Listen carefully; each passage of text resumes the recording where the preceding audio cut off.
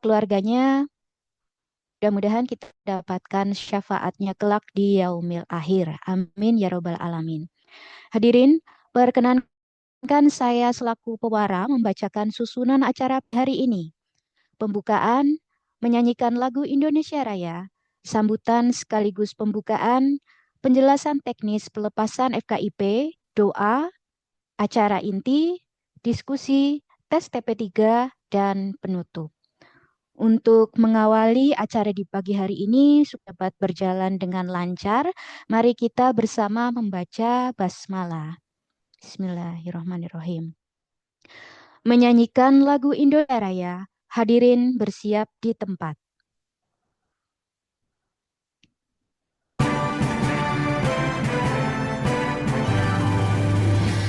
Indonesia, tanah airku, tanah tumpah darahku.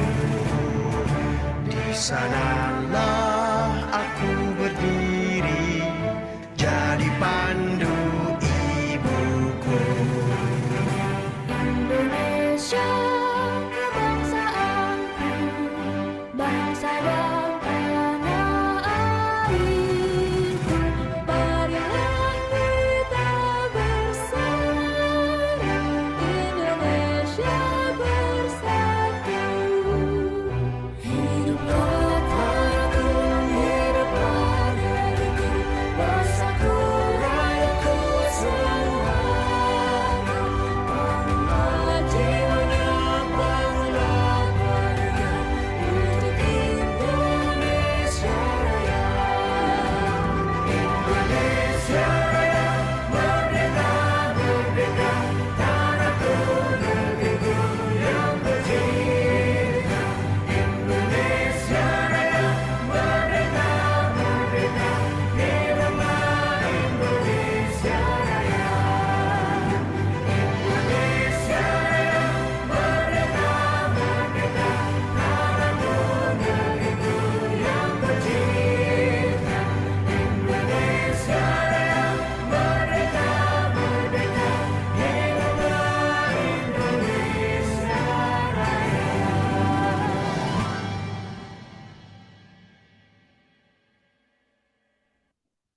Baik, terima kasih. Dan untuk para mahasiswa, kami harap untuk mengaktifkan kamera dan menonaktifkan pelantang sementara waktu ya. Kami harap saudara mengaktifkan kamera terlebih dahulu dan menonaktifkan pelantang atau mikrofon. Silakan diaktifkan terlebih dahulu kameranya, teman-teman. Oke, baik. Terima kasih. Selanjutnya adalah sambutan sekaligus pembukaan oleh Dekan Fakultas Keguruan dan Ilmu Pendidikan Universitas Pancasakti Tegal. Kepada Dr. Yoga Prihatin MPD, kami persilakan. Baik, terima kasih Bu Afsun Aulia selaku Master of Ceremony ini. Assalamualaikum warahmatullahi wabarakatuh. Yang terhormat, Bapak Ketua Yayasan Pancasakti UPS Tegal, Bapak Dr. Imawan SHMH. Pada yang terhormat, Bapak Rektor UPS Tegal, Dr. Taufikullah. Yang terhormat, Ketua Panitia Bapak Jati Kusuma yang selalu setia menjadi Ketua Panitia Tes Penghayatan dan Pengembangan Pancasila sepanjang sejarah. Yang terhormat Bapak Ibu segenap panitia dan yang saya sayangi adik-adik mahasiswa Fakultas Keguruan Ilmu Pendidikan yang akan diwisuda rencananya bulan April 2025. Pertama-tama kita panjatkan rahmat puji syukur atas rahmat Allah Subhanahu wa taala sehingga kita pada hari ini diberi kesehatan, karena sehat itu yang paling utama untuk melakukan aktivitas dan bisa berkumpul di acara TP3 hari ini. Adik-adik mahasiswa yang saya sayangi, nanti pada sesi acara kan ada tes TP3, mohon dicermati dengan baik. Mengapa sih FKIP UPS Tegal melaksanakan TP3 setiap tahunnya. Pancasila sebagai dasar negara bukan hanya sebagai simbol, tetapi merupakan pedoman hidup yang harus diterapkan dalam setiap aspek kehidupan bermasyarakat, berbangsa, dan bernegara. Tes penghayatan dan pengamalan Pancasila. Selamat datang Pak Dr. Iman. Izin sambutan rumin sekedap nggih Bapak. Nggih, ya oke. Oke. Eh, jadi tes penghayatan pengamalan Pancasila atau TP3 ini merupakan langkah penting dalam menginternalisasikan nilai-nilai Pancasila di kalangan mahasiswa. Melalui TP3, kita tidak hanya menguji pengetahuan mahasiswa tentang Pancasila, tetapi juga mengukur sejauh mana mahasiswa mampu menghayati dan mengamalkan nilai-nilai tersebut dalam kehidupan sehari-hari. Kegiatan ini bertujuan untuk membekali generasi muda, terutama adik-adik mahasiswa ini kan yang nantinya akan bekerja baik sebagai guru di sektor pendidikan maupun di sektor lain. Jadi dibekali dengan penghayatan dan pengamalan nilai-nilai tersebut dalam kehidupan sehari-hari. Kegiatan ini bertujuan untuk sekali lagi membekali generasi muda dengan pemahaman yang mendalam tentang Pancasila sebagai ideologi yang mampu membentuk karakter bangsa. Mahasiswa yang saya sayangi, saya ingin menekankan bahwa pengamalan Pancasila adalah tanggung jawab kita bersama sebagai warga negara Indonesia. Dengan menjadikan nilai-nilai Pancasila sebagai landasan dalam setiap tindakan, kita dapat menjaga keutuhan bangsa serta menyelesaikan perbedaan secara damai dan bermartabat.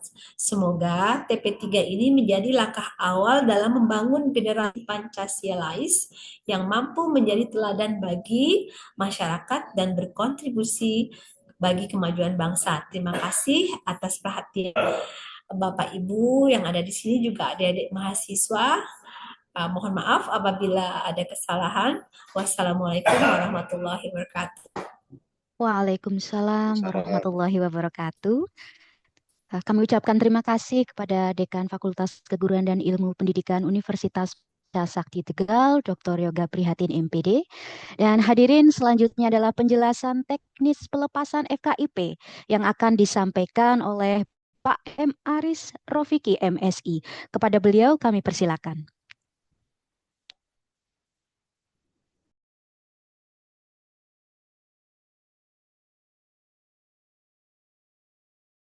Assalamualaikum warahmatullahi wabarakatuh. Waalaikumsalam warahmatullahi wabarakatuh. Maaf ini tidak bisa eh, on karena kamera saya sedang rusak di laptop. Tapi saya ingin menjelaskan terkait masalah aturan-aturan yudisium yang akan datang. Insya Allah untuk yudisium ini akan dilaksanakan pada hari Rabu tanggal 16 April tahun 2025. Jadi mohon dipersiapkan rekan-rekan mahasiswa agar proses pelaksanaan yudisium ini nanti bisa berjalan dengan baik dan lancar. Perlu diingat, hari Rabu tanggal 16 April tahun 2025 ini jangka waktunya itu cuman satu minggu setelah kita berangkat dari libur Lebaran. Maka tidak banyak waktu yang bisa untuk santai, segala sesuatu harus dipersiapkan, termasuk prasyarat-prasyarat untuk mengikuti yudisium dan wisuda universitas. Bebas-bebas perpus, bebas-bebas apapun itu harus dipenuhi dahulu. Dan prasyarat-prasyarat lain, pembayaran-pembayaran untuk administrasi dari yudisium dan juga wisuda universitas, maka harus sudah bisa disiapkan. Nah, perlu Anda ketahui beberapa hal yang akan dilaksanakan sebelum yudisium, yaitu kemarin ada serada dan sekarang TP3 dan besok ada yudisium. Maka ada beberapa persiapan pertama ada gladi bersih, nanti panitia juga akan melaksanakan gladi bersih. Nah, gladi bersih biasanya dilaksanakan siang. Nah, untuk pelaksanaan gladi bersih ini, para peserta harus sudah ada di tempat sekitar jam 14.30 biasanya di auditorium kampus 2. Kemudian karena prosesinya agak panjang, maka mahasiswa harus sudah makan siang dahulu. Panitia tidak menyediakan konsumsi. Kemudian nomor 2, calon wisudawan harus hadir tepat waktu sebelum acara dimulai. Calon wisudawati berpakaian rapi, bersikap kooperatif. Kemudian calon wisudawati harus mengikuti prosesi gladi bersih dengan teratur, mengikuti dan memperhatikan instruksi dan arahan panitia. Bagi calon wisudawati yang menggunakan kendaraan pribadi harus memarkirkan kendaraannya dengan teratur di tempat parkir, bukan tempat yang dilarang parkir atau bahkan sampai merusak fasilitas kampus. Selama proses gladi bersih, calon wisudawati tidak dikenalkan mengambil foto atau melakukan selfie di dalam ruangan. Calon wisudawati tidak berkenan membawa pendamping, saudara maupun teman pada acara prosesi gladi bersih. Yang berikutnya, calon wisudawati wajib menjaga ketertiban, keamanan, serta kebersihan lingkungan. Nah, pada saat pelaksanaan yudisium akan dilaksanakan pada dimulai jam 7 pagi. Jadi mau jam 7 pagi, rekan-rekan harus sudah ada di lokasi. Ada beberapa hal yang harus diperhatikan. Pertama, calon wisudawan harus sudah sarapan terlebih dahulu. Panitia tidak menyediakan sarapan pagi. Kemudian calon wisudawati harus hadir 30 menit sebelum acara dimulai. Nah, terutama bagi para calon wisudawati, itu sering terlambat gara-gara repot pergi ke salon. Nah, ini yang harus diperhatikan. Kalau jam 6.30 harus sudah hadir di lokasi, maka pergi ke salonnya sebisa mungkin setelah subuh pagi. Setelah sholat subuh, silakan booking salon kalau ada yang buka. Selanjutnya, prosesi pelepasan wisudawati dimulai jam 7 pagi tepat waktu. Bila peserta datang terlambat atau pada saat prosesi sudah dimulai, maka tidak diperkenankan masuk ruangan prosesi. Kenapa? Karena ini pasti akan mengganggu kekhusyuan dan khidmatan prosesi yudisium. Calon wisudawati harus hadir tanpa mendampingi kecuali lulusan terbaik tiap prodi. Calon wisudawati menggunakan pakaian dress code, kebaya nasional dan kemeja putih.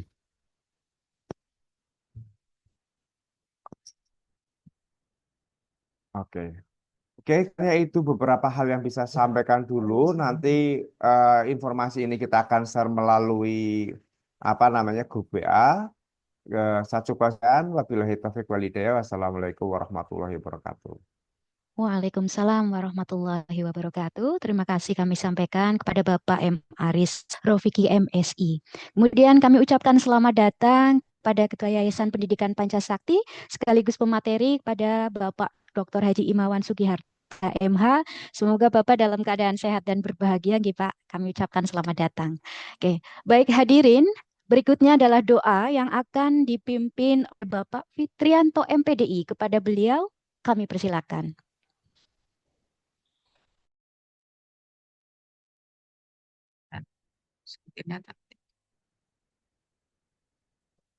Assalamualaikum warahmatullahi wabarakatuh. Waalaikumsalam warahmatullahi wabarakatuh. Waalaikumsalam warahmatullahi wabarakatuh. Bapak Ibu yang saya hormati, izinkan saya untuk memadu doa sesuai dengan ajaran agama Islam.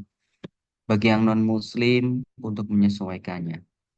Bapak Ibu yang saya hormati, marilah kita bukan wajah kita, rendahkan hati kita untuk memohon kepada Allah Subhanahu wa taala, Tuhan yang Maha Esa. Semoga kegiatan ini diberikan kelancaran dan kesuksesan. Amin. A'udzubillahi minasyaitonirrajim. Bismillahirrahmanirrahim. Alhamdulillahi Rabbil Alamin hamdan syakirin Amin.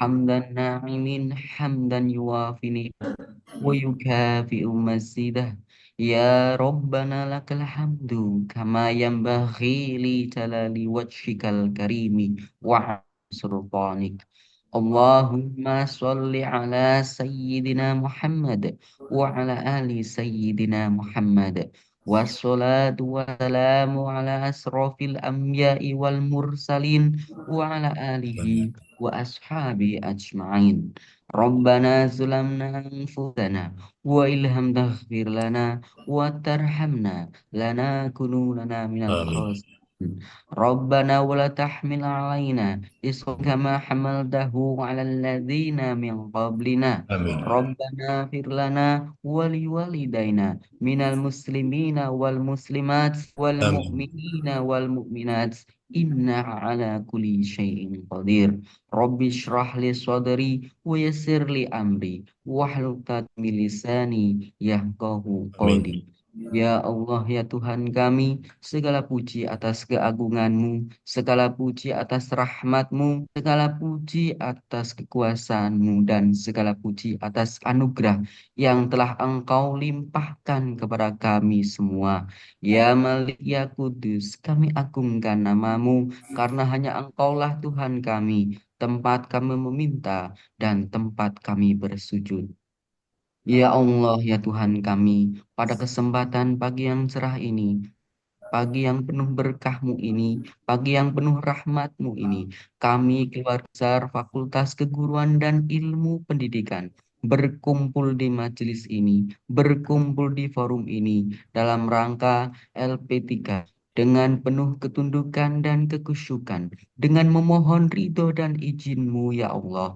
Berkahilah kegiatan ini, rahmatilah kegiatan ini, sukseskanlah kegiatan ini, dan jadikanlah kegiatan ini sebagai majelis ilmu dan majelis ibadah untuk kita semua, berguna untuk kita semua, untuk lembaga, bangsa, dan negara. Ya Amin. Allah, ya Tuhan kami, jadikanlah kegiatan ini sebagai penyegar, pembangkit, penggugah semangat kami dalam meningkatkan persatuan dan kesatuan bangsa kami, meningkatkan cinta tanah air pada kami. Ya Allah, ya Tuhan kami, satukanlah hati kami dan padukanlah langkah kami. Rabbana atina fid dunya hasanah wa fil akhirati hasanah wa qina adzabannar. Wa sallallahu ala Muhammadin wa ala alihi wa ashabihi ajma'in. Subhana rabbika rabbil izzati amma yasifun. Wassalamun alal mursalin. Walhamdulillahi rabbil alamin. Wassalamualaikum warahmatullahi wabarakatuh. Waalaikumsalam. Waalaikumsalam. Wabarakatuh. Kami sampaikan terima kasih kepada Bapak Fitrianto MPDI dan hadirin selanjutnya adalah acara inti yang akan dipandu oleh moderator kita pagi hari ini itu Ibu Neni Hendaryati MPD. Kepada Ibu Neni Hendaryati kami persilakan.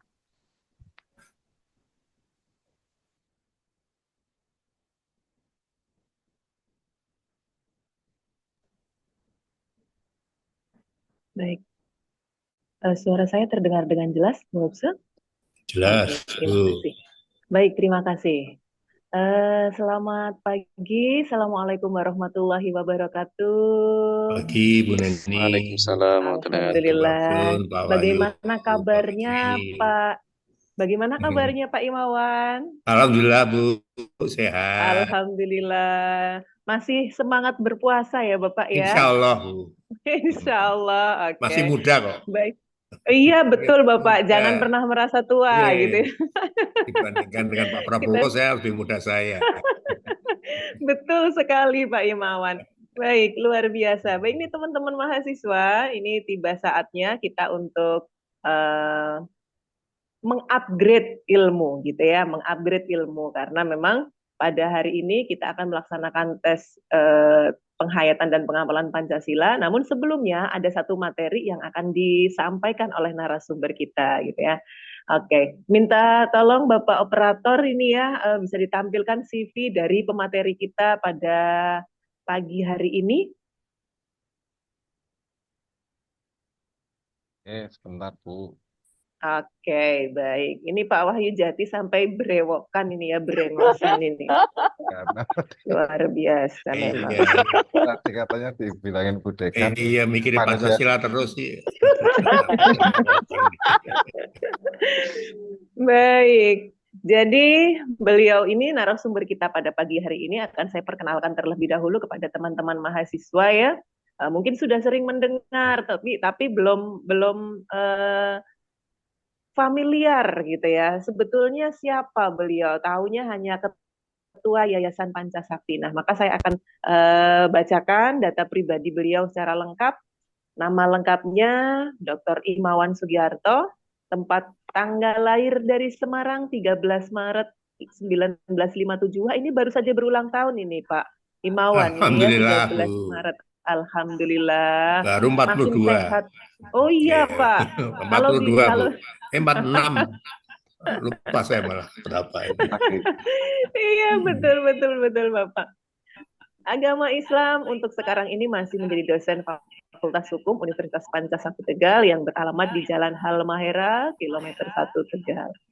Untuk riwayat pendidikan sendiri, Bapak Imawan Sugiarto ini lulusan dari Sarjana Hukum Universitas Diponegoro di tahun 1983. Wah, luar biasa ini Bapak ya. Saya sendiri belum lahir ini Pak. Bapak sudah sarjana gitu ya. Magister Hukum dari Universitas Jenderal Sudirman tahun 2005. Kemudian menyelesaikan doktoral di Ilmu Hukum Universitas Sultan Agung tahun 2017. Tentu saja pengalaman organisasi beliau juga luar biasa banyak. Dimulai dari pengurus DPD Golkar Kabupaten Tegal di tahun 95 sampai dengan 99. Kemudian pengurus DPD Partai Amanat Nasional Kota Tegal tahun 2004 sampai dengan tahun 2009. Tenaga ahli DPRD Kota Tegal dari 2004 sampai dengan 2007. Ini bisa ditarik ke bawah tidak ini Pak Jati?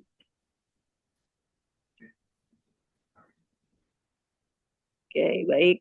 Kemudian, wah luar biasa banyak ini ya, sampai dengan yang terakhir pengurus Asosiasi Badan Penyelenggara Perguruan Tinggi Swasta Jawa Tengah.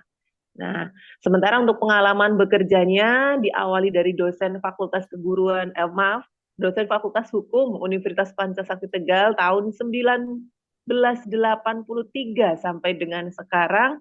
Dan banyak sekali ya sudah menduduki dari PJS Dekan, kemudian menjadi Dekan Fakultas Hukum, Wakil Ketua Yayasan, dan sekarang menjabat sebagai Ketua Yayasan Pendidikan Pancasakti Tegal sejak tahun 2007 sampai dengan sekarang. Pak Imawan ini juga seorang advokat dan pengacara. Baik, untuk langsung saja ini ya, supaya tidak terlalu lama dan juga tidak menambah penasaran dari mahasiswa, sebetulnya ada apa yang ingin disampaikan oleh narasumber kita pada pagi hari ini. Waktu sepenuhnya saya berikan kepada Pak Dr. Imawan. Silahkan Bapak. Bismillahirrahmanirrahim. Assalamualaikum warahmatullahi wabarakatuh. Bu Neni, matur suwun, Pak Wahyu, Pak Fitri, dan semuanya Ibu Dekan yang saya hormati, beserta Wakil Dekan, alhamdulillah. Entah untuk keberapa kalinya saya selalu diminta untuk memberikan pembekalan tentang Pancasila. Berbahagialah saudara sekalian yang kuliah di FKIP dibanding dengan fakultas lain. Tidak ada yang namanya pembekalan Pancasila. Kalau nggak salah ini dimulai ketika dulu WR1-nya Prof siapa nih? Bukan yang kemarin WR1 ini Pak Prof Purwo. Prof Purwo. Ini sejak beliau menjabat sampai sekarang diteruskan oleh Bu Dekan kita ini Bu Yoga. Nah, di fakultas yang lain ini tidak ada. Padahal sebenarnya saya kuliah di Fakultas Hukum. Itu yang namanya Fakultas Hukum bagi Visipol. Ini terkait sekali dengan masalah-masalah yang aktual tentang Pancasila. Dan alhamdulillah, insya Allah, barangkali Allah mengabulkan permohonan kita ketika nanti kita membuka fakultas kedokteran, salah satu kurumnya ini juga tidak lepas dari yang namanya nilai-nilai Pancasila. Dan itu sudah disusun, saya sudah membaca ketika diadakan dengan Rektor UPS di Semarang akhir bulan Februari kemarin. Saudara sekalian, kalau kita bicara masalah Pancasila, maka kayaknya menurut saya ini tidak akan ada bosannya dan tidak ada intinya. Kita sepakat bahwa Pancasila sudah kita anggap sebagai ideologi negara, ideologi bangsa. Kita tidak mengenal ideologi yang lain. Ya, misalnya memang ada komunis, sosialis, dan sebagainya. Ini kita jadikan sebagai pembanding saja. Jadi ideologi ini, mau dan tidak mau, paling tidak, memang lahir dari bangsa kita sendiri. Dulu memang yang namanya lahirnya Pancasila ini dulu ada kalau nggak salah 1 Juli. 1 Juli dianggap sebagai hari lahirnya Pancasila. Tetapi ketika pemerintahan Soeharto nggak pernah ada lagi. Nah, kalau kita bicara ideologi ini sudah ada sejak zaman mungkin sebelum kita merdeka ada dan menjadi ciri khas bangsa kita. Tetapi kalau kita bicara istilah Pancasila kan baru ada setelah kalau nggak salah BPUPKI, Badan Persiapan Usaha Kemerdekaan Indonesia, ini mencantumkan hal ini dalam salah satu pidatonya. Jadi ada kalau nggak salah Muhammad Yamin, ya saya agak-agak lupa ini. Jadi disinilah kemudian juga Bung Karno, Insinyur Soekarno, ini juga memperkenalkan yang namanya istilah ideologi negara. Nah, kalau kita bicara tentang ideologi negara, apalagi Pancasila, maka dapat saya katakan di sini bahwa ideologi ini adalah ideologi yang terbuka dan dapat berkembang menyesuaikan diri dengan perkembangan zaman. Nah, ciri-ciri seperti inilah yang selalu kita pertahankan. Kenapa bersifat terbuka? Artinya terbuka, kita bisa kok menerima ideologi yang lain. Ya. Sepanjang ideologi ini kemudian tidak merusak dan tidak mengganti ideologi Pancasila. Ada yang namanya ideologi komunis. Ya barangkali kalau komunis di negara kita ini dipersepsikan sebagai ideologi yang baik karena tindakan G30 SPKI. Tetapi ideologi komunis ini diterapkan di Republik Rakyat Cina. Mohon maaf, sekalian, karena tidak ada Pancasila. Tetapi yang namanya penyelenggara Cina ini benar-benar menerapkan apa yang menjadi konsen ketika dia diangkat sebagai pimpinan atau kepala negara atau justru juga presiden. Yeah.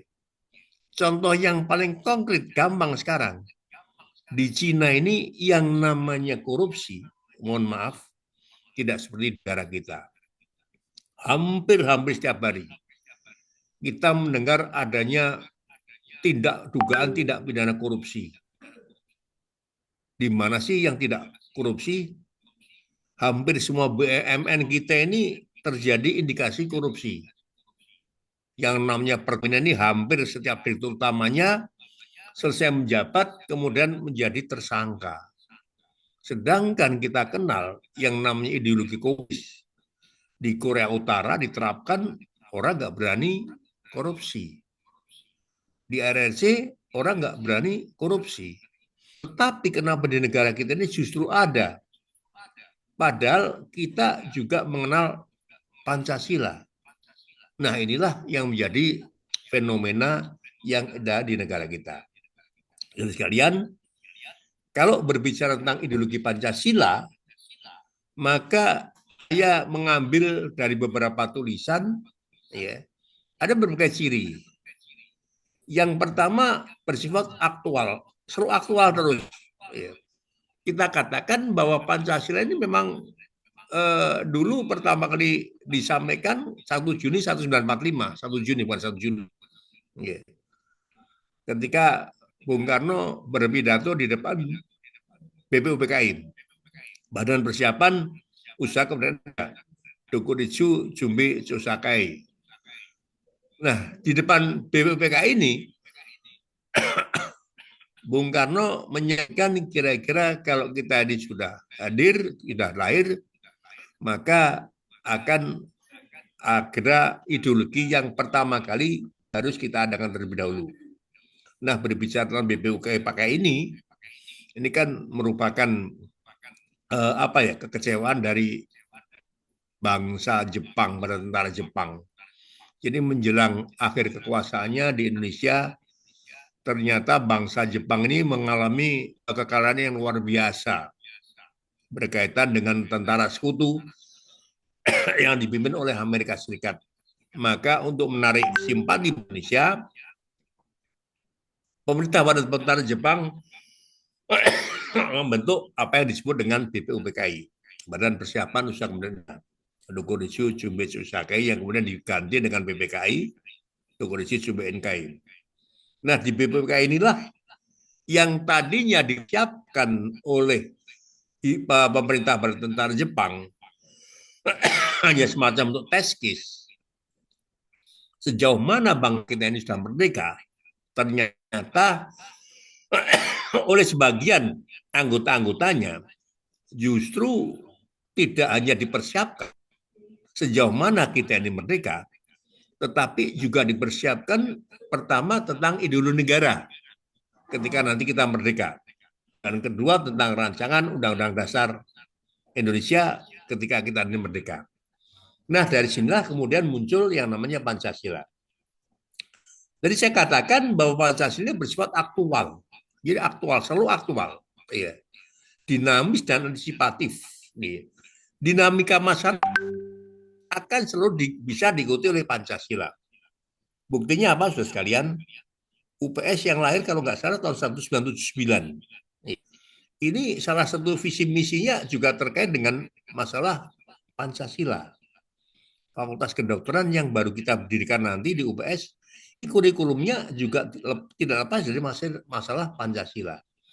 Nah, dari sinilah sebetulnya dinamika dan aktualisasi dari Pancasila ini kita bisa ambilkan kapanpun dan di saat manapun.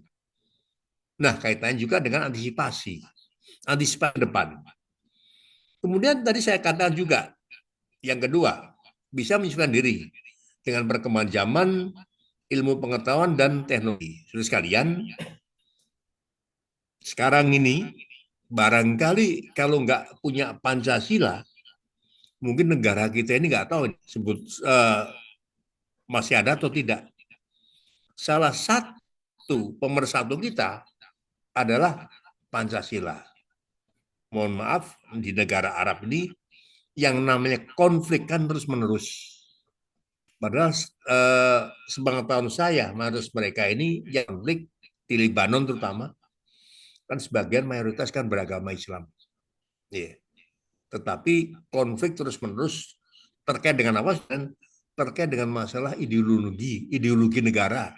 Yeah. Sekarang Iran bisa berkembang dengan baik, termasuk Irak. Tadinya juga terjadi konflik. Nah, kalau kita melihat Pancasila, maka dengan perkembangan zaman ini bisa kita antisipasi, termasuk masalah pengetahuan dan teknologi. Kita bisa membayangkan ada ilmu pengetahuan, kemajuan teknologi, tetapi tidak berdasarkan nilai ketuhanan yang Maha Esa. Kita bisa bayangkan, ya, manusia bisa menciptakan robot, manusia bisa menciptakan apapun, tetapi kalau misalnya di negara kita tidak bisa kita selesaikan dengan ideologi negara, maka apa jadinya? Itu juga masalah ilmu pengetahuan. Nah, demikian juga dengan penyesuaian diri dan perkembangan aspirasi masyarakat. Apa sih yang tidak bisa dilakukan oleh Pancasila? Pancasila menampung aspirasi dan perkembangan masyarakat. Dulu ketika kita berbicara yang namanya musyawarah mufakat, kenapa ada musyawarah mufakat? Kenapa ada MPR? Barangkali MPR ini merupakan satu-satunya lembaga negara yang ada di Indonesia.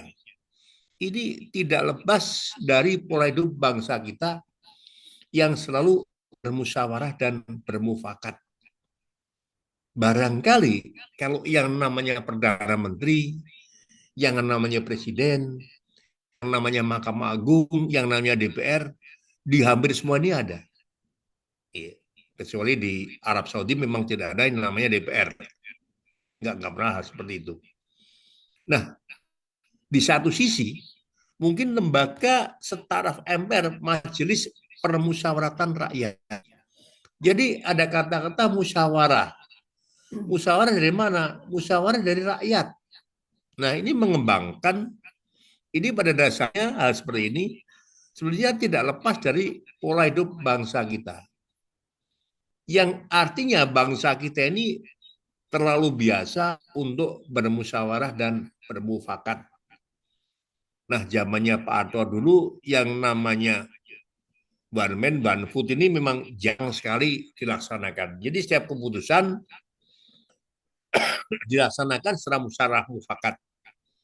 Terlepas apapun itu, ini menyangkut masalah politik pada saat itu. Karena tidak ada satu pimpinan pun, satu lembaga pun yang berani menentang kekuasaan Pak Harto. Ya, jadi Pak Harto ini sifatnya memang mutlak pada saat itu. Tetapi di satu sisi, ada yang bisa kita kembangkan bahwa musyawarah mufakat ini selalu dikembangkan oleh pemerintah dan oleh warga masyarakat. Nah, kemudian juga tidak bersifat mutlak. Kenapa tidak bisa mutlak? Ya, karena Pancasila lahir dari kesepakatan bangsa. Bukan tiba-tiba orang mengatakan bahasa Jawa ini ujuk-ujuk tidak, enggak. Jadi bukan tiba-tiba kemudian Pancasila ini lahir. Kesepakatan masyarakat. Masyarakat yang mana? Masyarakat ini adalah masyarakat madani, masyarakat yang majemuk. Ada berbagai ragam agama yang ada di negara kita. Dan namanya agama, bahasa, ya, bangsa mungkin hanya ada di negara kita. Di Malaysia ini ada bangsa Melayu, ada bangsa Tionghoa, kemudian sebagian dari India. Di Singapura ini bangsa Melayu, ya, ada bangsa Melayu termasuk Malaysia, kemudian juga ada Tionghoanya. Ya. Kemudian di Filipina juga demikian. Ya. Hanya ada dua atau tiga bangsa. Nah, berbanding terbalik dengan bangsa kita, ya. Bangsa kita ini yang namanya bangsa ini, kalau bangsa ini satu, ya. Suku bangsa kita terdiri dari berbagai macam. Ada Jawa, ada Sunda, Bali, kemudian juga dari Padang, sebagainya, Batak dan sebagainya. Ini semuanya, sekalian, kalau tidak diwadai oleh ideologi negara Pancasila, barangkali kita nggak tahu hasilnya. Dulu yang namanya Filipina ini selalu konflik antara masyarakat Filipina dengan sebagian masyarakat yang beragama Islam. Saya lupa namanya ya, Moro, bangsa Moro. Ya. Jadi suku bangsa Moro ini di Filipina adalah suku bangsa yang beragama Islam. Jadi hidup di kepulauan itu. Tetapi dulu ketika Ferdinand Marcos berkuasa, antara pemerintah dengan suku bangsa Moro, pemerintah mohon maaf, di Filipina sebagian besar penduduknya berwarga negara Katolik Kristen. Islamnya ini berapa persen? Mereka ini konflik terus dan tidak ada selesai-selesainya. Kenapa konflik? Tidak lepas dari ideologi. Pemerintah Filipina berupaya untuk menghancurkan suku bangsa Moro. Ketika mereka hancur, maka otomatis ideologi mereka, bagian kelompok mereka ini adalah mayoritas Islam.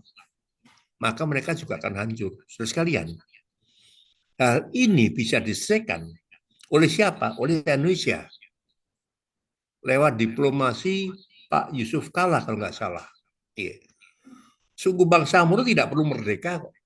Ya, tidaknya merdeka lepas dari Filipina.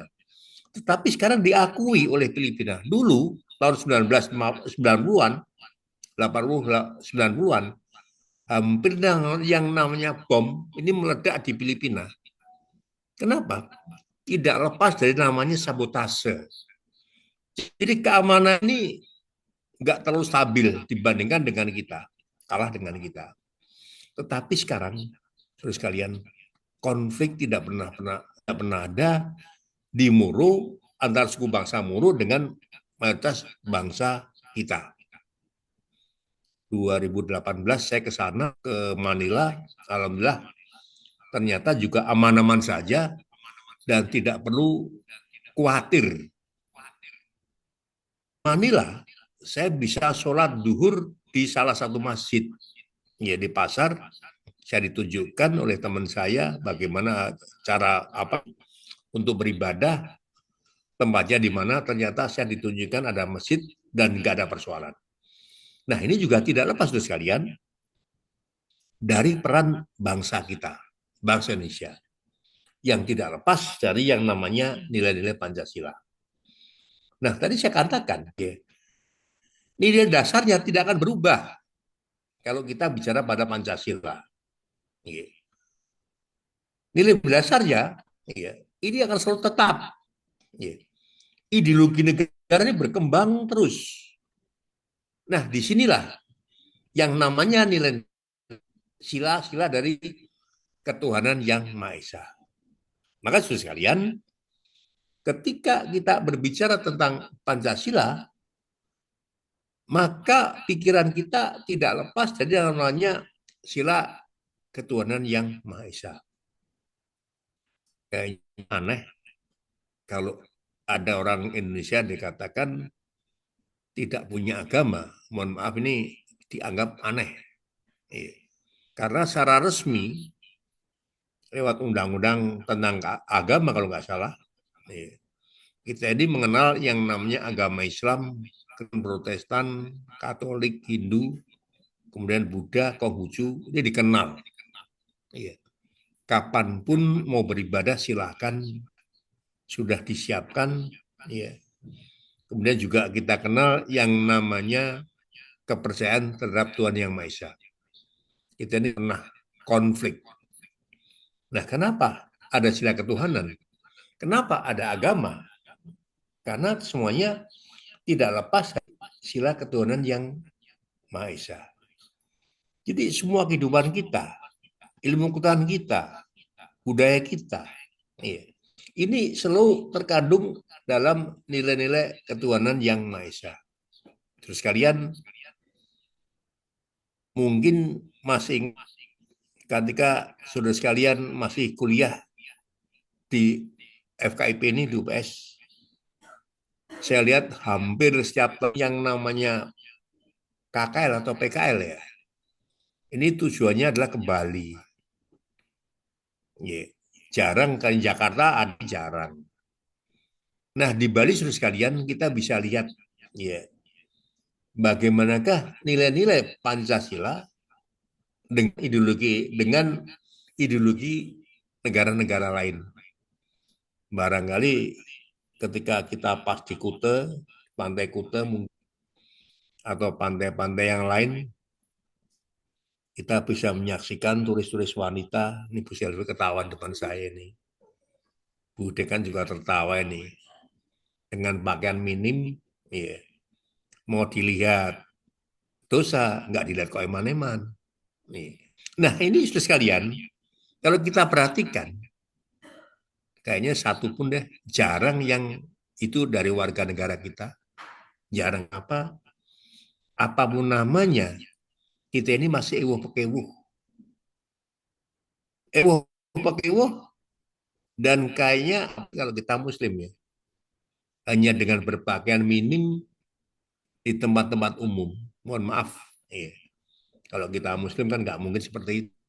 Nah, ini bisa membedakan kok sekalian antara negara kita dengan negara lain. Di Thailand saudara sekalian, di Thailand ini salah satu daerah, saya lupa namanya itu, memang suasananya kayak di Arab.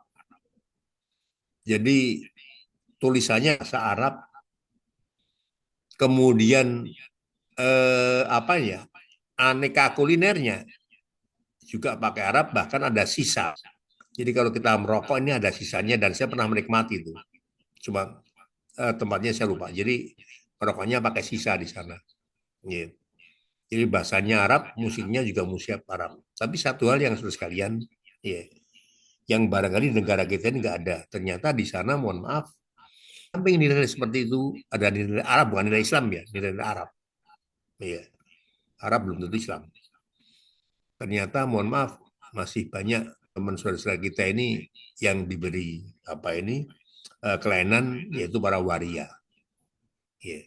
Waria di sana konon kabar untuk merubah kelamin di Malaysia ini begitu mudah, begitu gampang, dan biayanya murah. Dan saya pernah tunjukkan salah satu rumah sakit di daerah di Thailand, di mana rumah sakit tersebut ternyata banyak menangani laki-laki yang berubah kelamin menjadi perempuan. Nah, di Indonesia ini kayaknya agak sulit, ya. Apalagi kalau kita Muslim, ya. Mungkin kita juga berpikir lebih jauh kondisi seperti itu. Demikian juga dengan istilah kemanusiaan yang adil dan beradab. Ya. Ini pun menjadi salah satu ciri khas bangsa, kemanusiaan yang adil dan beradab. Ini barangkali nilai-nilai seperti ini, ya. Ini yang kemudian kita pegang teguh. Jadi nggak sembarangan kita ini bisa berbuat. Ya sekarang barangkali ada juga ini penyimpangan ya.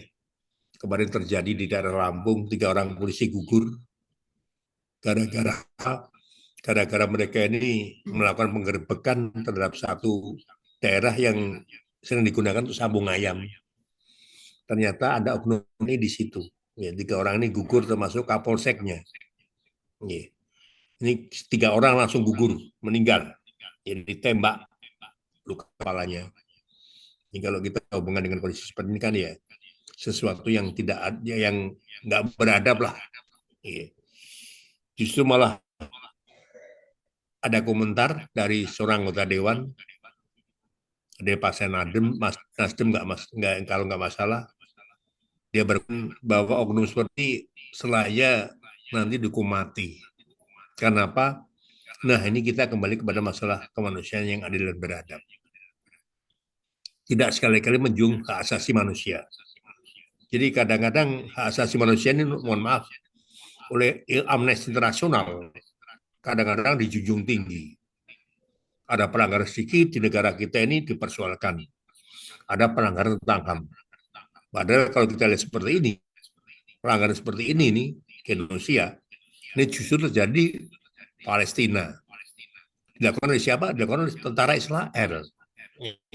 Dan tidak ada tanggapan resmi sekalian dari negara-negara Eropa. Yang selalu protes negara kita. Kenapa?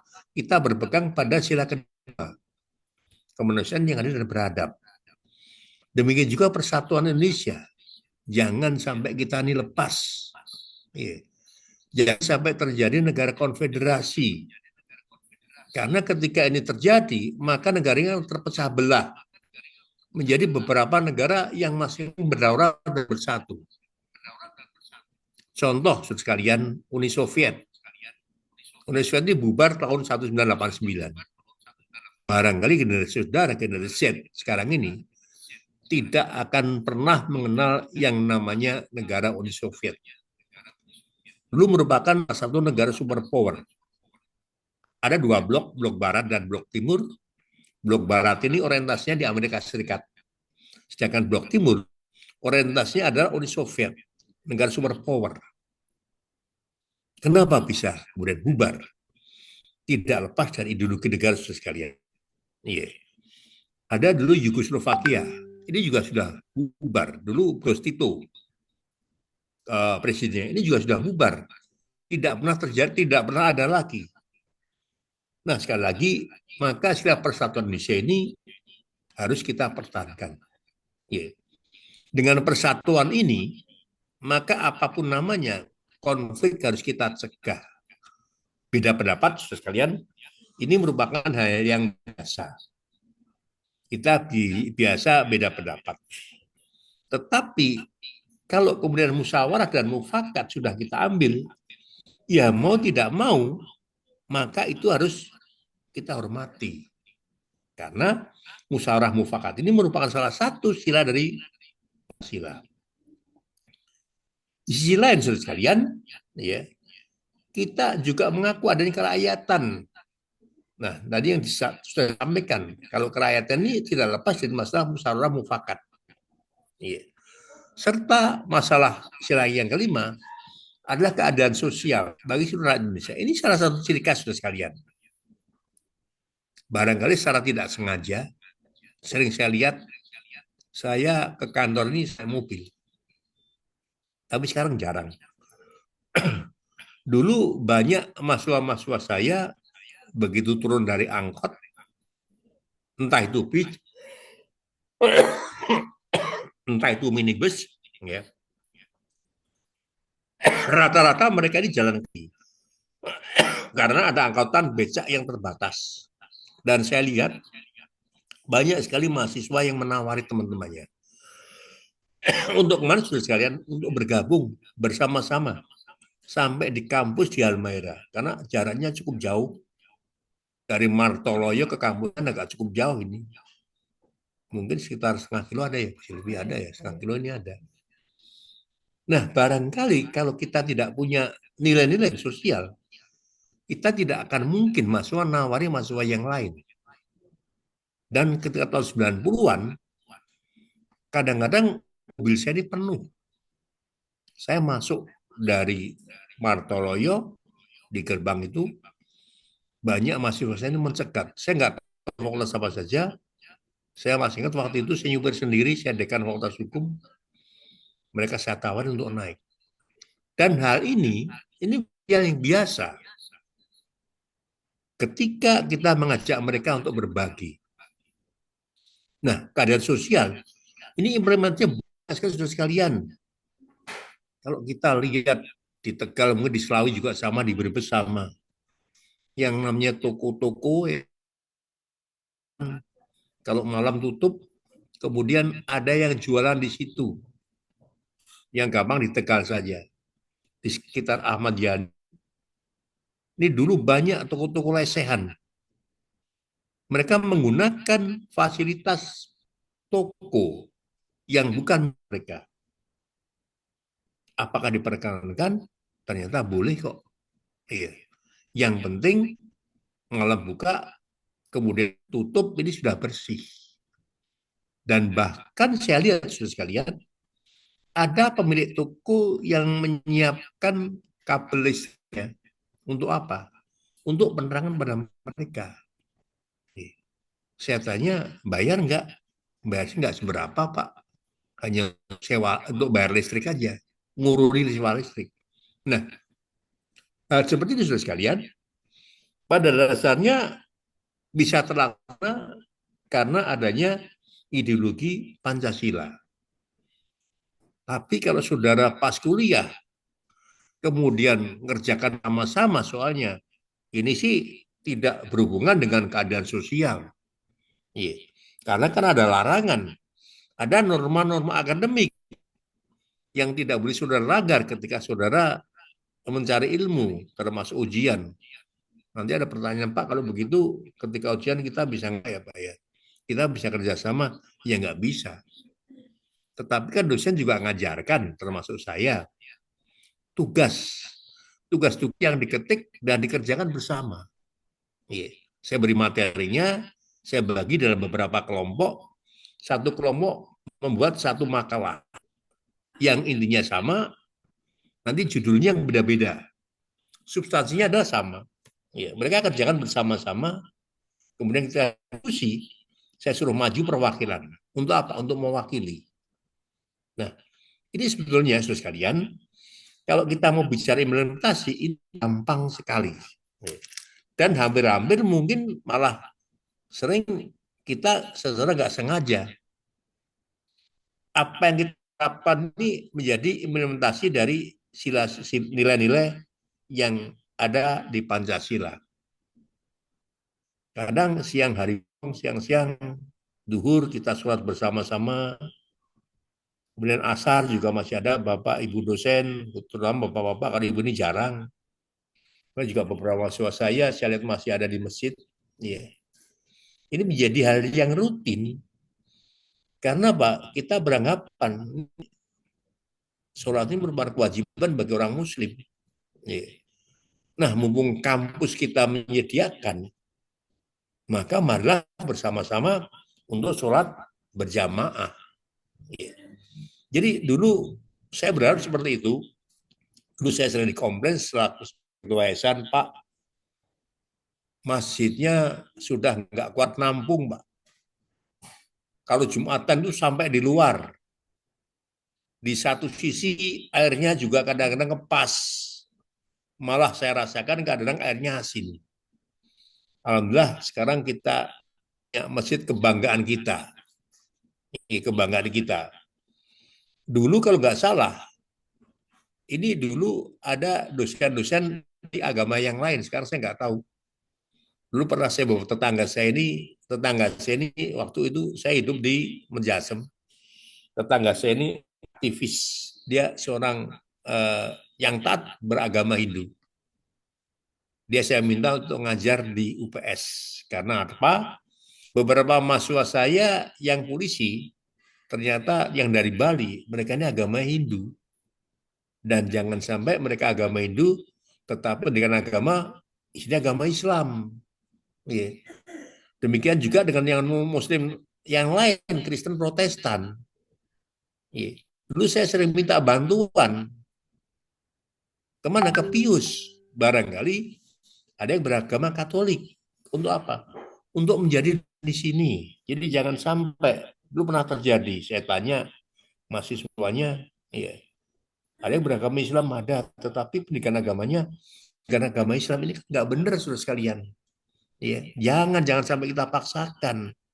Apapun namanya, keyakinan mereka ini bukan Muslim.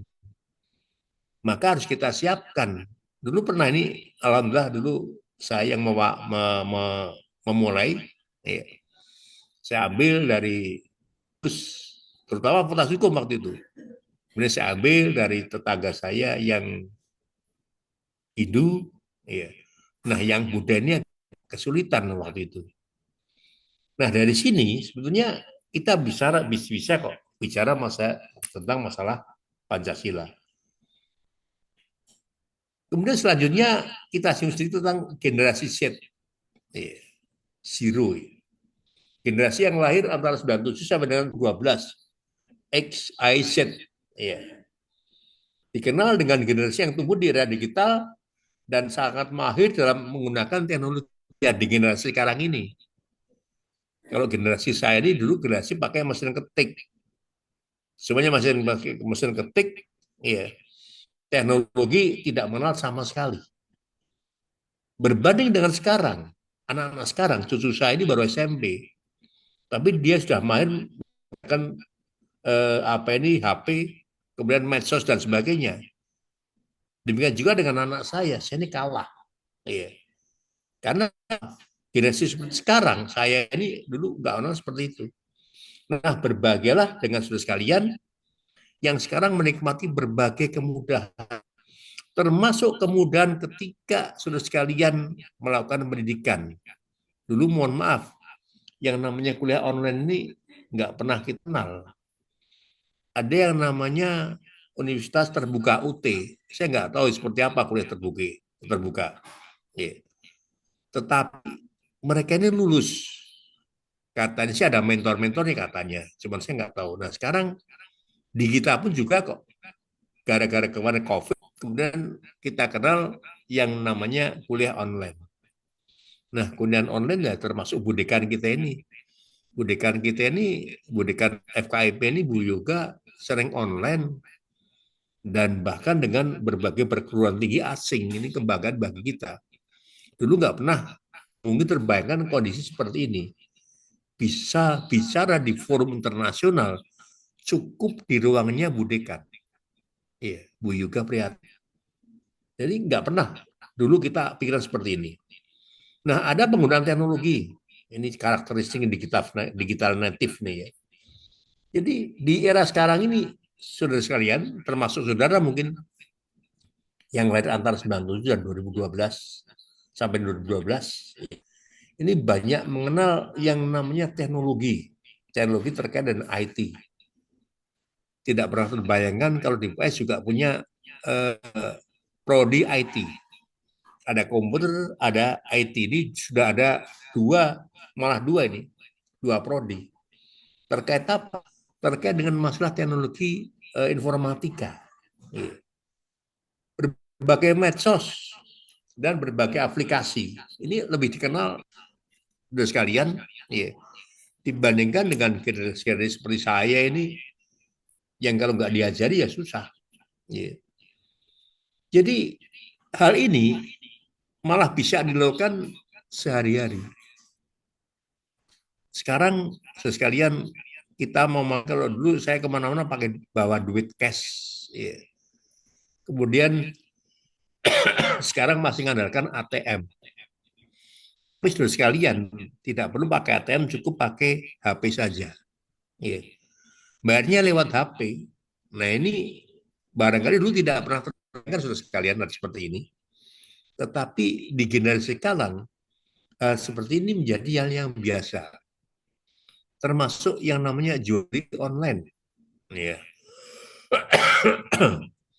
Sekarang ini banyak para pedagang tradisional, termasuk istri saya. Istri saya ini punya, ya di pasar pagi punya 4. Ini mah nggak seperti dulu. Dulu ini kalau menjelang lebaran ramenya bukan main. Dan bahkan sampai sore baru pulang. Sekarang kalah sudah kalian dengan apa? Dengan teknologi digital. Ada jual beli online. Nah di satu sisi sekalian, generasi sekarang, generasi Z juga dikenal sebagai generasi yang pragmatis dan realistis. Jadi apa adanya. Iya. Di dalam memandang kehidupan dunia ini, ya kadang-kadang kita anggap sesuatu itu kayak yang mudah dan praktis. Mau beli makan, nggak perlu keluar kok sudah sekalian. Iya. Cukup pakai HP saja. Ya kan? Mau beli obat, mau periksa dokter misalnya, ya. Sekarang lebih praktis. Kemudian di satu sisi sekalian, juga ciri khas yang lain adalah cinta kebebasan. Ya, kayaknya lebih enjoy, lebih mudah, lebih bebas. Ya. Dan menghargai yang namanya rasionalitas. Jadi sesuatu segalanya dipertimbangkan dengan rasio. Saya kira masuk akal enggak ya? Kalau enggak masuk akal ya jangan. Ya. Dan dari situlah dimungkinkan juga memang harus yang logis. Karena apa? Rasional. Ya. Dan kalau semuanya kita pikir dengan rasional, mungkin saja kalau rasional kita ini enggak percaya dengan sila ketuhanan, ya mungkin saja sekalian bisa kebablasan. Ya. Ya rasional. Kalau kita pikir Tuhan di mana sih? Ya. Secara rasional mungkin susah kita membuktikan. Tetapi dengan keyakinan Tuhan ini ada sila ketuhanan. Ya. Di mana? Di mana-mana. Ya. Contohnya saja, misalnya pipi kiri kita dicubit, yang sakit kiri. Kanan dicubit ya, kanan yang sakit. Ya. Jadi kita merasa kita lebih daripada, mohon maaf, makhluk-makhluk yang lain. Allah menciptakan manusia yang barangkali lebih sempurna daripada makhluk yang lain. Kita tumbuh berkembang dari bawah ke atas. Mohon maaf, yang binatang kan tidak. Iya kan? Dia berkembang ini ke bawah terus. Kemudian mereka tidak punya pikiran, ya nggak pernah berpikir. Yang mengambil ya bisa dari mulut, bisa dari kaki. Kita nggak mengambil sesuatu dari tangan. Mohon maaf, kecuali Allah menghendaki lain, ada sesuatu yang cacat pada diri kita, itu lain. Iya. Kemudian juga generasi sekarang ini bisa menerima berbagai keberagaman. Nah, contoh sehari-hari ini bisa kita lihat kok. Ya. Musik apapun, saya malah kadang-kadang nggak paham. Ya. Mereka bisa telan aja. Mereka bisa menerima. Ya. Kalau dulu kan jarang. Dulu saya terus terang paling nggak seneng dengan namanya musik keroncong. Nggak seneng. Ini dulu hanya disenangi oleh bapak ibu saya. Ya. Tapi saya lihat anak-anak sekarang ini juga nggak salah. Kadang-kadang apa ini nyetelnya apa di HP-nya atau lagu-lagu ini kadang-kadang juga ada yang namanya kesenian tradisional yang dulu barangkali tidak pernah kita pertimbangkan. Jam berapa ini, Pak Panitia? Jam 10. Ada pertanyaan nggak? Nanti saya tawarkan Bapak jika materi sudah Oh gitu, selesai. ya. Masih ada lagi. Iya. Nah, ada tantangan, ada peluang. Nah, tantangan kita terkait dengan generasi Z, ada kesehatan mental. Kadang kita ini gampang frustasi, kadang generasi kita ini gampang frustasi karena apa sekalian? Ada yang namanya perundungan dan ini kejam sekali nih lewat daring, ya lewat HP. Dan ini dapat merusak mental seseorang. Dulu kan nggak pernah.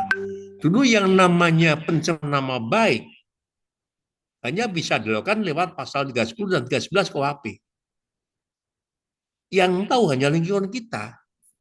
Tapi sekarang saudara sekalian, yang namanya pencemaran perundungan ini bisa lewat medsos. Dan kalau kita bisa medsos, bisa mana dan cepat sekali kemudian apa ini berkembang. Ini kalau kita nggak hati-hati, maka akan bisa merusak mental seseorang. Kenapa? Tidak.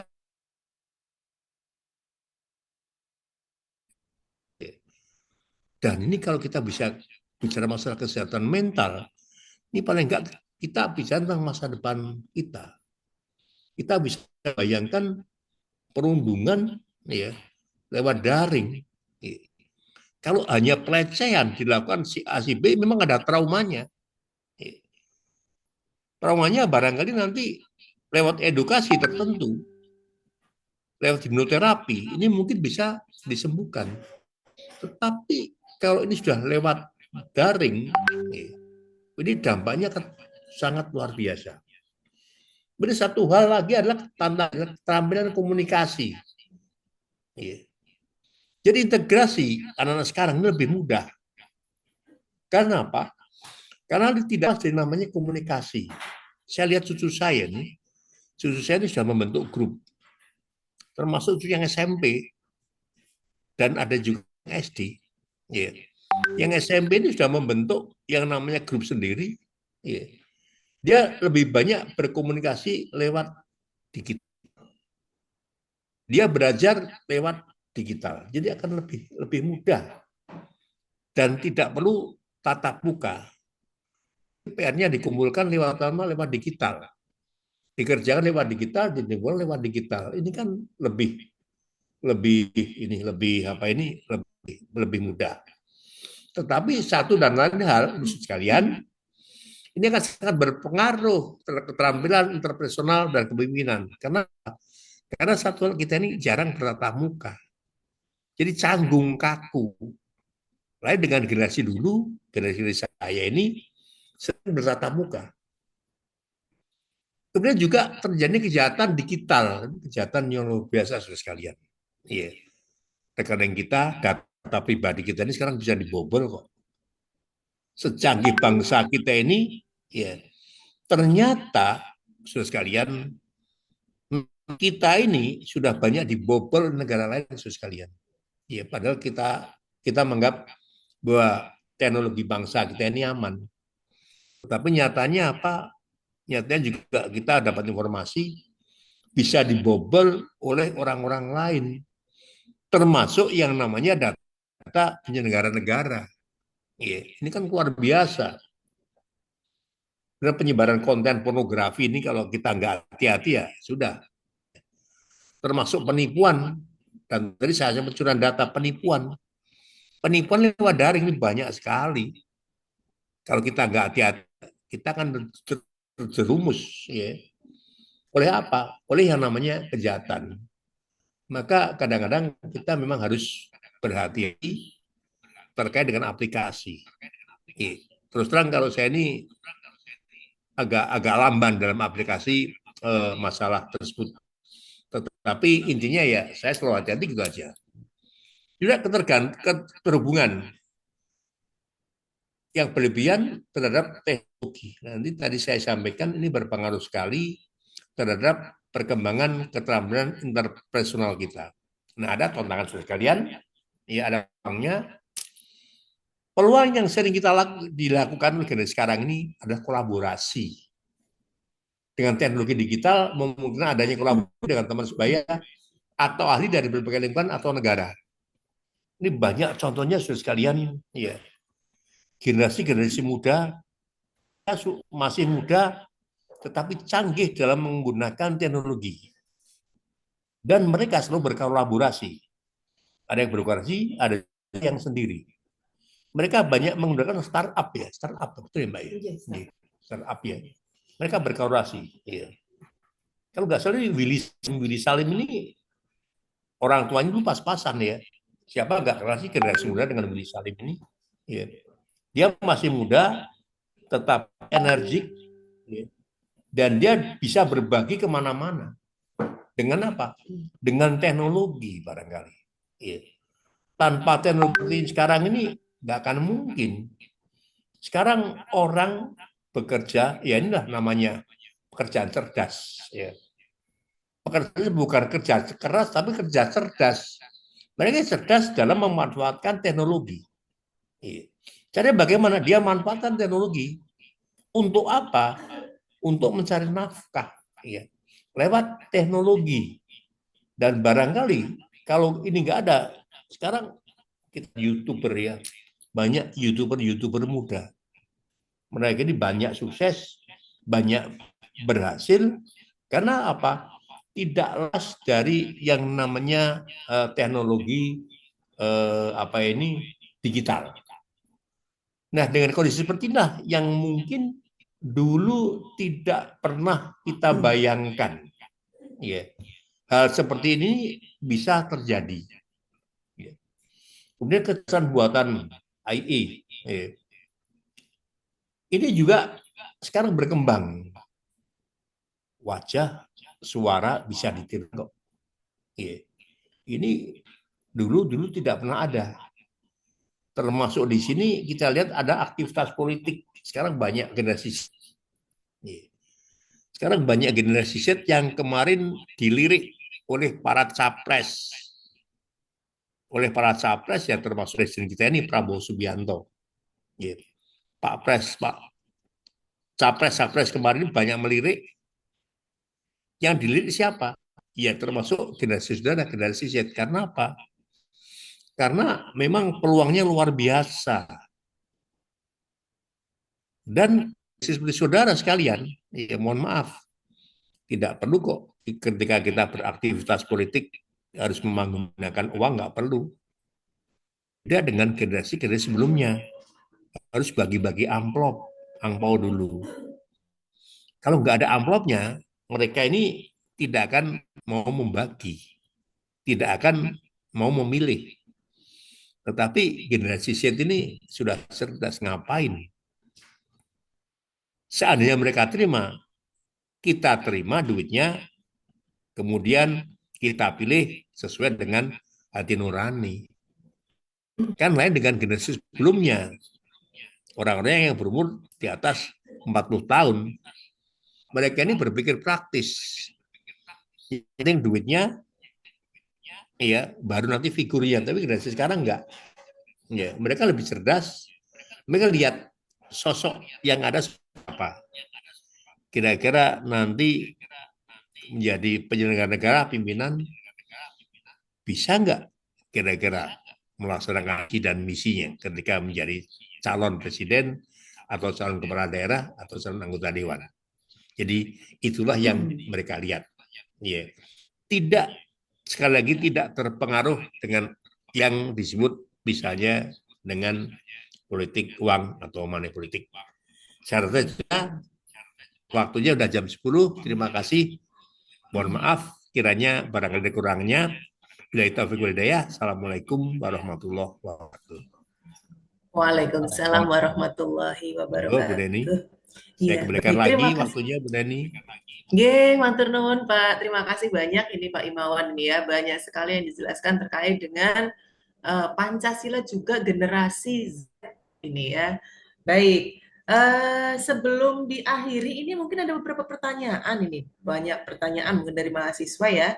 Kami persilahkan ini kepada mahasiswa untuk bertanya bisa dengan raise hand atau dengan menuliskannya di kolom chat gitu ya. Silahkan, saya tunggu. Ada yang mau bertanya? Mahasiswa, silahkan.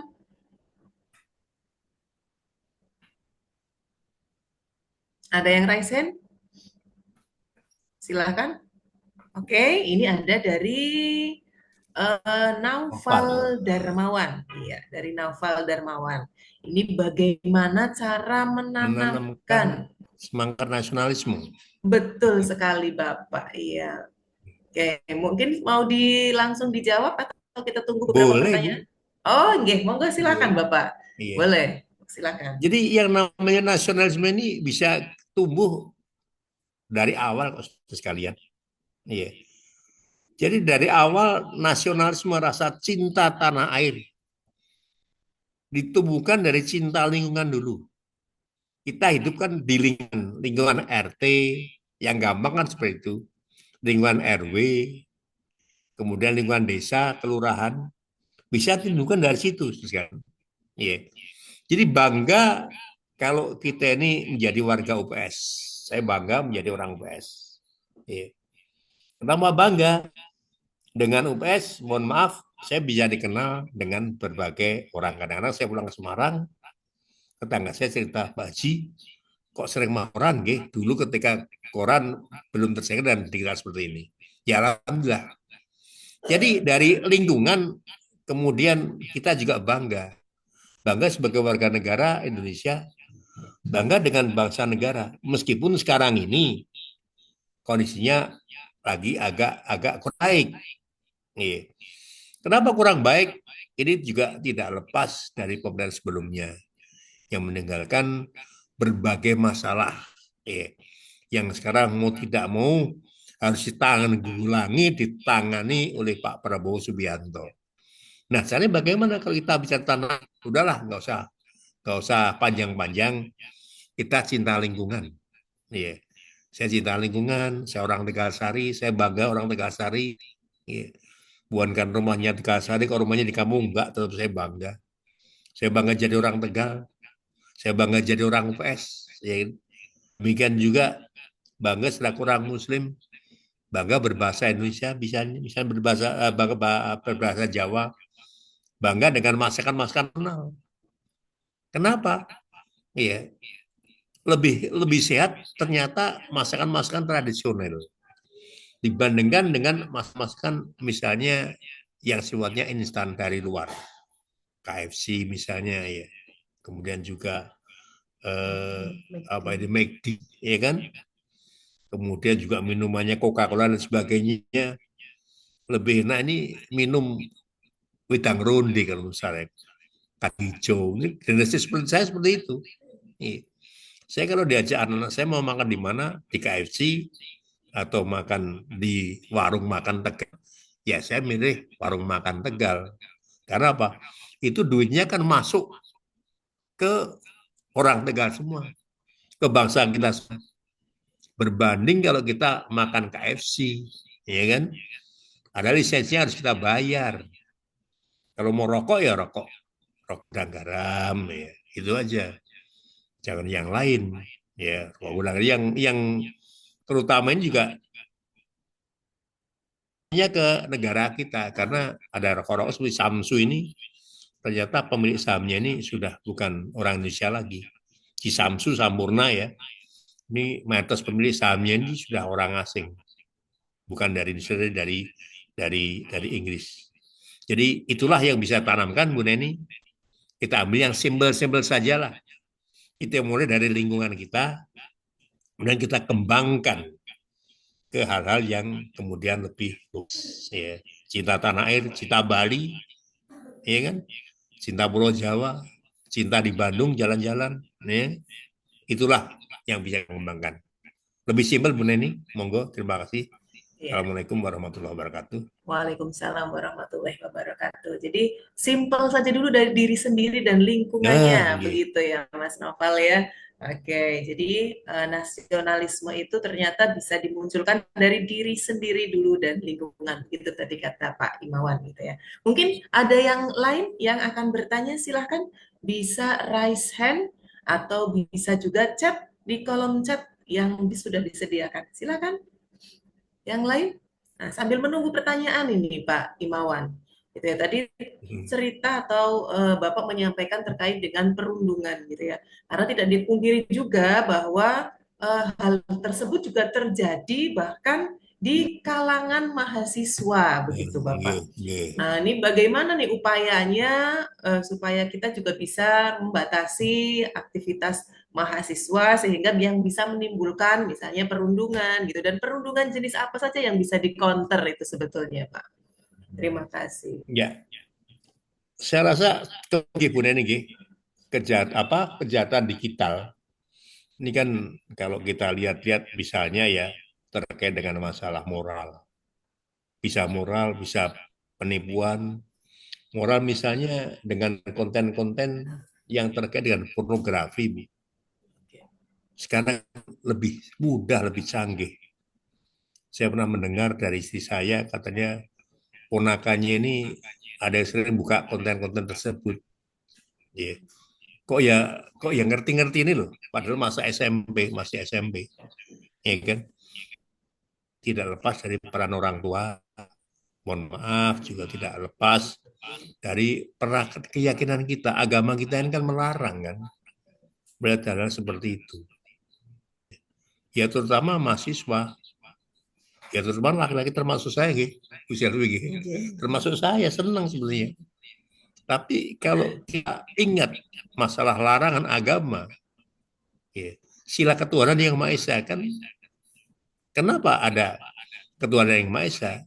Kenapa ada agama? Ya tidak lepas dari sila ketuhanan yang Maha Esa. Kita takut nantinya akan dibalas oleh Allah. Hidup kita kan paling-paling berapa tahun sih? Ya. Hidup abadi adalah setelah kita ini meninggal. Dan itu kehidupan abadi. Maka sekali lagi ya kita cegah, termasuk penipuan. Ya. Jadi aplikasi-aplikasi yang kira-kira ini janggal ya, nggak usah kita pakailah. Ya, termasuknya adalah masalah perundungan. Ya, jadi jangan sampai ini terjadi. Satu dan lain hal, ya tidak lepas juga ketika kita memilih teman. Ya. Bisa kok kita berteman dengan siapapun, tetapi kalau kita tidak mengenal sama sekali, ya mohon maaf, hati-hati ya. Karena apa? Orang yang kita jadikan teman, kita kan taunya hanya dari teknologi. Sedangkan tatap muka, kita ini belum pernah kenal. Ya mohon maaf, seumur saya seperti ini, kadang-kadang masih ada ini. Mohon maaf ini, ada teman-teman chatting itu terutama dari FB yang minta HP saya buat apa Mbak? Wong saya ini sudah punya cucu dan sebagainya, nggak apa-apa. Abang, ada yang mas dan sebagainya. Saya bilang kita ini nggak pernah ketemu ya, dan saya nggak berani memberikan seperti itu. Karena apa? Barangkali nanti disalahgunakan, ya kan? Karena kita terlalu percaya. Apalagi anak-anak, apalagi generasi muda yang barangkali gampang terbujuk rayu dengan apapun. Ya, ada orang mengatakan hipnotis bisa kok, lewat HP bisa, kejahatan gendam lewat HP bisa. Iya. Nah, kalau kita tidak punya prinsip yang kuat, yang tangguh, ya ini akan terjadi. Saya rasa itu aja, Bu. Terima kasih. Oke. Baik, terima kasih. Ini ada 2 pertanyaan, Bapak, dan mungkin ini adalah 2 pertanyaan penutup, begitu ya, Pak ya. Boleh. Ini ada dari Novia Dewi Laksana. Pertanyaannya adalah bagaimana peran Pancasila dalam mengcounter masuknya informasi-informasi negatif dari teknologi informasi yang masih menyebar di masyarakat, yang masif menyebar ya Pak ya. Kemudian untuk yang pertanyaan berikutnya dari Irfani Nur Safitri, bagaimana kiat kita agar generasi bangsa Indonesia selalu menghargai dan menghormati nilai luhur Pancasila? Mungkin itu Bapak dua pertanyaan terakhir. Monggo silahkan Bapak. Nah, terkait dengan dua pertanyaan tadi, ini kan hampir sama Bu ya. Ini luhur bangsa kita ini. Bagaimanakah kita hargai supaya ini tetap eksis? Ada istilah namanya kemanusiaan yang adil dan beradab. Kalau kita mempunyai jiwa yang sama, kita menganggap teman-teman kita ini sama semua kok. Tidak ada yang miskin. Ya. Kemudian mohon maaf, ketika kita melihat ketidakadilan, ketika kita melihat sesuatu barangkali juga ketidaksempurnaan, jangan kita anggap sesuatu yang aneh. Ini contoh aja Bu. Saya pernah ngajak dulu, kita punya SMA Pancasakti. Saya ajak ke Kabupaten Bogor. Di sana ada yang namanya SMA terbuka. Iya. Ada SMA terbuka, ada SMP terbuka. Dan saya kaget ketika saya di SMP terbuka, di SMA terbuka, di sana itu yang namanya murid-murid duduk di bawah. Duduk di bawah, kemudian tidak pakai seragam. Enggak pakai seragam. Yang penting berpakaian sopan. Iya. Kemudian panggil gurunya bukan guru, tapi kakak. Kakak semua. Jadi memperlakukan murid dan gurunya ini kayak kakak beradik. Jadi mereka panggil kakak, kapanpun mereka bisa berinteraksi, karena tidak ada sekat, tidak ada tempat duduk. Tempat duduknya semua di bawah semua. Tetapi mereka sangat disiplin sekali. Satu hal yang saya lihat, ya, mereka menghargai sekali yang namanya kakak gurunya. Dan saya katakan tidak ada perundungan. Ya. Satu hal, Bu Neni, saya lihat, ketika duhur bersama di masjid, ini ada salah satu murid yang mohon maaf ada kekurangan fisiknya. Dia cacat dalam mentalnya. Jadi dia ini banyak bergerak. Nah, ada ketika diajak sholat, dia malah ngejak ngobrol. Saya lihat gurunya ini dan teman-teman nggak ada yang membuli. Gurunya hanya mengajak, ayo Kak, sholat. Ya, sambil tangannya sholat. Ya. Nah, ini barangkali terjadi di daerah lain atau di UPS. Ini barangkali persoalan.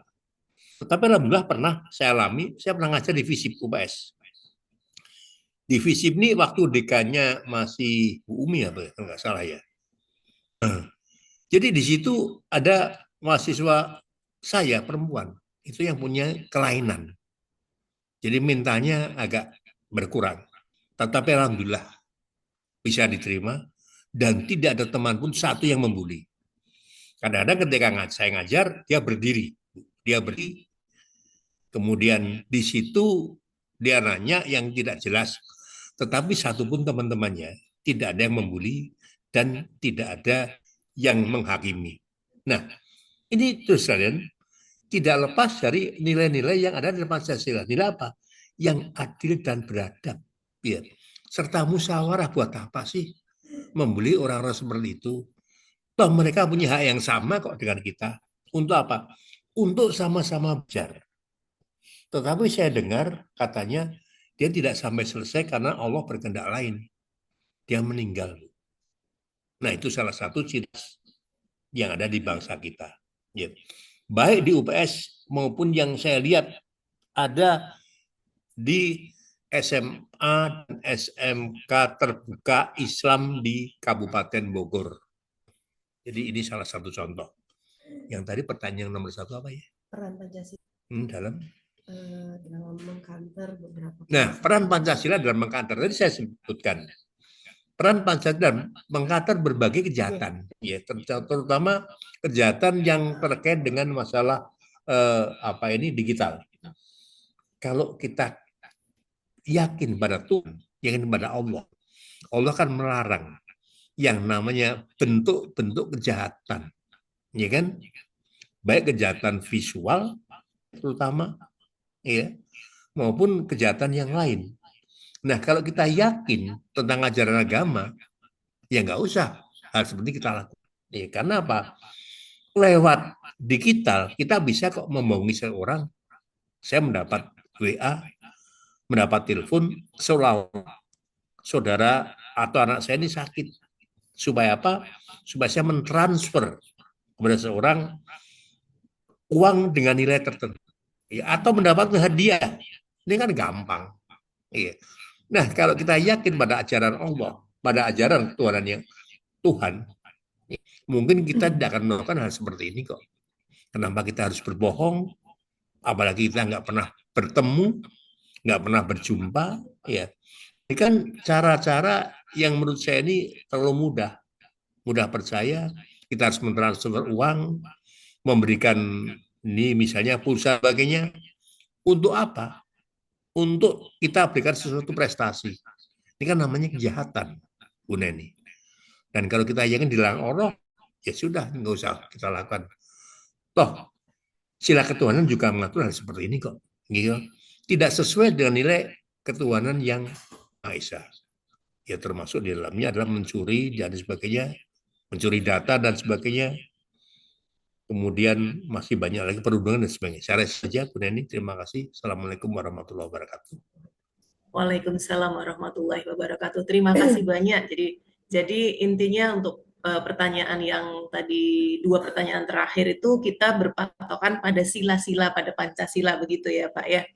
Baik, terima kasih Bapak Imawan Sugiarto. Sebelum saya tutup kepada teman-teman, ini ada tautan tes TP3, namun sebelumnya kali ini akan saya coba bacakan kesimpulan dari apa yang sudah disampaikan oleh narasumber kita pada pagi hari ini, bahwa Pancasila itu mempunyai sifat yang aktual gitu ya, dan juga bisa menyesuaikan diri dengan perkembangan zaman. Karena Pancasila lahir bukan dari individu melalui kesepakatan bangsa sehingga bisa mewadahi semua suku, agama, ras, dan berkeadilan sosial. Untuk itu, Pancasila menjadi dasar bagi sistem penyelenggaraan negara. Mungkin begitu, Pak Imawan. Mohon maaf apabila ada kekurangannya. Terima kasih banyak. Sebelum saya tutup, ini ada satu pantun, ini biasanya Bu Yuvita ini yang memantunkan gitu ya. Tapi saya mencoba juga ini ya. Jalan-jalan ke negeri atas awan. Cakep. Oke, enaknya sambil makan yang hangat-hangat, gitu ya. Cakep. Diucapkan terima kasih pada Bapak Dr. Imawan. Semoga ilmunya bermanfaat. Amin. Oke. Terima kasih Bu Neni, Pak Baik, Anu. sama-sama. Absun. Terima kasih Bapak Dr. Imawan Hati. Sugiharto. Selamat menjalankan ibadah puasa Bapak lancar. Amin, Dan sekali amin. lagi kami juga mengucapkan selamat ulang tahun meskipun terlambat ini Pak Imawan. Terima kasih. Mudah-mudahan sehat selalu, panjang umur, dan Amin. murah rezeki. Amin ya Amin ya Allah. Rabbal Alamin. Baik, terima kasih banyak dan saya akan kembalikan lagi kepada pewara Ibu Afsun Aulia Nirmala. Kepada Ibu Afsun silahkan. Terima kasih Bu Neni. Saya juga mengucapkan puasa kepada Bapak Imawan, Bu Neni, serta Bapak Ibu semua dan para mahasiswa yang kami cintai. Dan untuk kawan-kawan mahasiswa, jangan lupa untuk mengklik tautan tes TP3 supaya saudara bisa mengerjakan sesegera mungkin ya. Dan untuk tautan tersebut nanti bisa langsung saudara kerjakan dan hasilnya nanti bisa saudara lihat di akhir seperti itu. Ya. Baik. Ada yang sudah mengklik tautan tersebut, teman-teman? Tidak ada kendala ya, Ahmad? Mungkin ini Bu Absun tambahan teman-teman. Monggo Pak Jati. Ya, mohon maaf ini saya sampai perubahan kayak gini, saking menunggunya. Jadi teman-teman ketika mengklik tautan tersebut itu nanti yang belum yang belum pernah mengikuti tes TP3, tapi bagi yang sudah pernah mengikuti tes TP3 tidak perlu untuk mengklik tautan tersebut. Jadi hanya untuk mahasiswa atau peserta yang belum mengikuti tes TP3. Nah, ini kemudian kalau teman-teman yang nanti belum mengikuti tes TP3 dan mengklik tautan tersebut, ini harap hati-hati ketika teman-teman itu mengisikan data diri ya. Karena kemudian di sini kan ada data diri yang harus diisi dulu. Di sini kemudian ada apa namanya NPM dan kemudian ada nama mahasiswa. Jadi dengan adanya NPM dan nama mahasiswa ini tolong diperhatikan sekali, jangan sampai eh, teman-teman salah mengentry atau mengisikan data karena nantinya akan berpengaruh atau berdampak pada ini ya pembuatan sertifikat TP3. Eh, Terus diperhatikan juga di situ ada penulisannya itu menggunakan kapital semua ya karena supaya tidak terjadi miss ketika terkait dengan huruf besar kecilnya. Jadi nanti teman-teman di nama mahasiswa itu dituliskan dengan kapital semua. Nah, yang sudah pernah mengikuti tes TP3 boleh eh, live live saja dari Zoom ini nggak apa-apa. Tapi yang kemudian teman-teman belum mengikuti tes TP3 atau belum mendapatkan sertifikat silahkan mengikuti ini. Waktunya 1 jam atau 60 menit mulai dari tadi sebenarnya. Enggak ding, ya mulai dari sekarang. Silahkan teman-teman bisa dikerjakan. Demikian Bu Absen, saya Baik, kembalikan lagi. baik, terima kasih. Ini untuk pengerjaan berarti masih di tautan Zoom-nya atau boleh meninggalkan Zoom-nya Pak Jati? Masih Eh, selalu di sini? ya boleh meninggalkan sebenarnya. Oh, baik. Berarti ini saya tutup nggih, izin Eh, menutup boleh. eh ya acara di pagi hari ini. Baik kawan-kawan, tadi sudah mendapatkan materi di narasumber yang luar biasa, dipandu oleh moderator yang luar biasa juga. Terima kasih sekali lagi Bu Neni, Pak Imawan, dan ini Ketua TP3-nya Pak Ci, ini juga luar biasa sekali. Matur nuwun Bapak Ibu semua dan kawan-kawan, monggo silakan mengerjakan tes TP3 tersebut. Dan di akhir acara saya sebagai pewara memohon maaf apabila ada yang kurang berkenan di hati Bapak Ibu semua, di hati kawan-kawan semua. Mudah-mudahan acara berjalan dengan lancar dan kita nanti berjumpa lagi di sesi Yudisium FKIP. Seperti itu ya. Jangan lupa jaga kesehatan dan selamat menunaikan puasa untuk kita bersama. Saya akhiri. Wabillahi taufik wal hidayah. Wassalamualaikum warahmatullahi wabarakatuh. Sampai jumpa lagi teman-teman. Waalaikumsalam warahmatullahi wabarakatuh. Terima kasih Pak Jati, Waalaikumsalam. Bu Neni.